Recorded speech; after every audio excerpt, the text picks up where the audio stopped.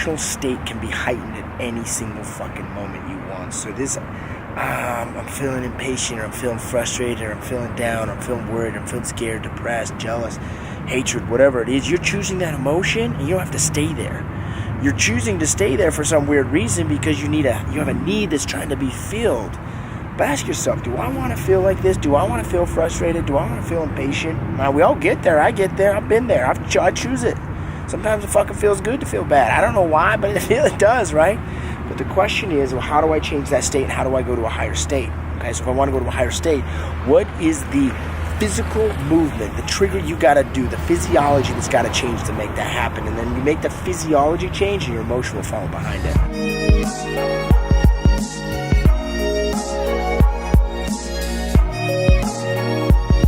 Smile. Say cheesy weezy. Say cheesy. Say, I love my life. Life. I love my life.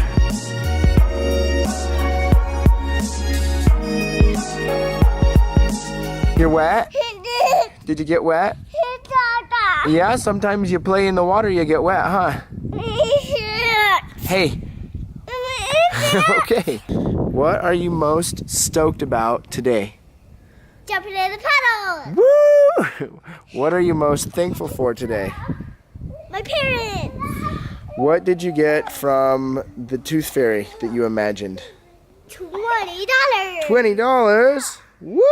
20 cents. 20 cents or $20, or does it matter? 20 cents. Plus you raked in 5 from Grandpa, huh?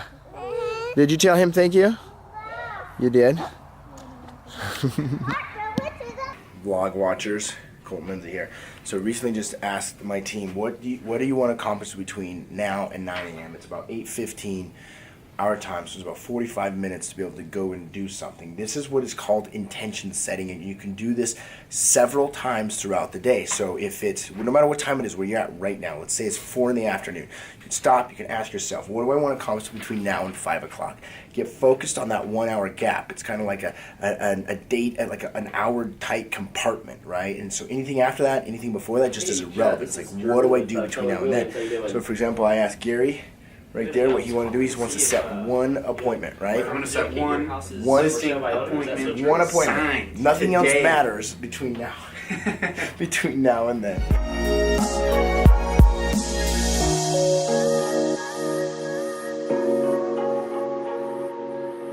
Life is super simple. It's not about succeeding by yourself, it's about succeeding through others. And we all have strengths, natural strengths, develop skills, and we have weaknesses, okay?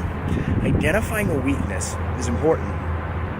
And then fill that gap by finding someone else that's really talented, really skilled, and leverage your talents with that person. So there's a good chance if you're skilled at what they're weak at, they're skilled at...